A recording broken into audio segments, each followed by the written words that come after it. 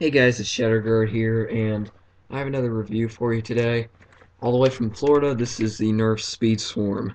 It is $20 US dollars, and I don't know, I didn't exactly know what to think of it when I saw it. I mean, I bought it because I haven't seen it anywhere where I live, so I thought it might be neat to get it and see how it works. For the most part, it does hold up. The first thing you'll notice is very bulky. It's a lot bigger. Well, it's not really a lot bigger. It is a lot heavier than the barricades. There's 6 AA batteries. They go in here. So I'm gonna go ahead and load this up. Now there is one thing that I do not like about this gun. Well, there's a couple things I don't like about it, but the majority of the stuff relates to the fact that the gun's barrel turns very, very slowly. Um, And I think that's because it is trigger activated. You can see right here, if you couldn't figure that out on your own, they painted it a nice bright blue for reasons unknown to me. Uh, I think that looks really retarded, but maybe people like it.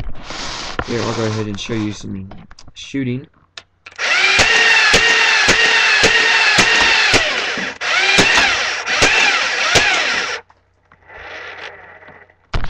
So you can see that this thing shoots really slow, and it's also very loud.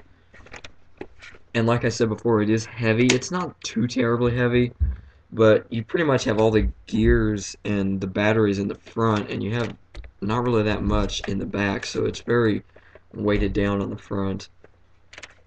I do like how they made this, I guess, elongated ring right here where you can like attach a belt to it or something. I think that was a smart idea right there, but I would have liked to see a switch right here, like with the swarmfire, where you could just turn it on and off. Because when you have, aside from it being annoying, having the trigger where you have to turn it on, it also takes a little while for the flywheels or I don't exactly know what shoots. I don't know if there's a plunger in here or not. I'll have to. I think there is, but I haven't taken the gun apart yet. Anyway, it takes a while to get the gun ready, the dart ready to shoot, and when you pull the trigger, you expect the dart to shoot right away. And this is true with like the Stampede. That's one thing I don't really care for about it. Although I do like it a lot better because this does take a while to spin up. It takes about a second, and that doesn't sound like a lot, but if you're in the middle of a Nerf war, it is a lot. I sound like I'm being really nitpicky about this thing, and I am kind of trying to find flaws with this. There's really not that many, although it suffers from the same thing that pretty much every dart tag gun suffers from, and that's the fact that since there's no clip, you have 10 shots and then you have to go and pick up all your darts.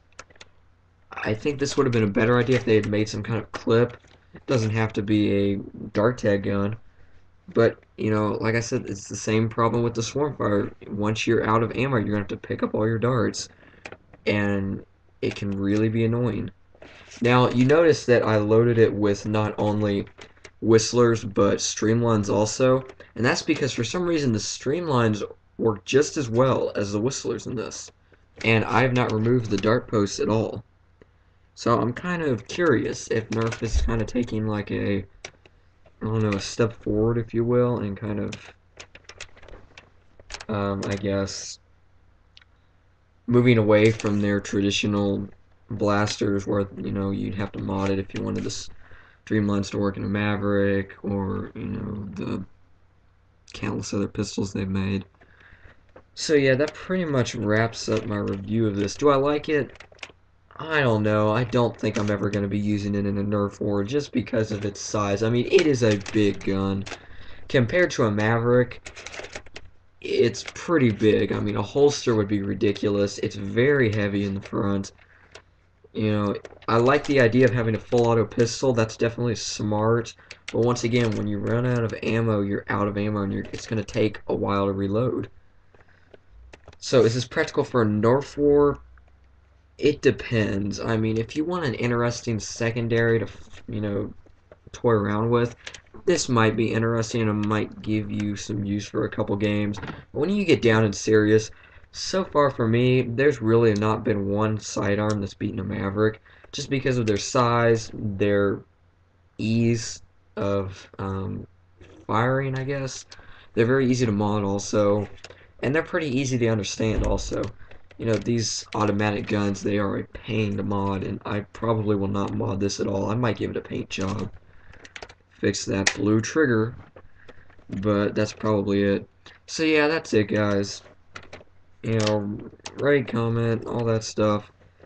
And I guess I'll see you next time, guys. And until then, I'm out.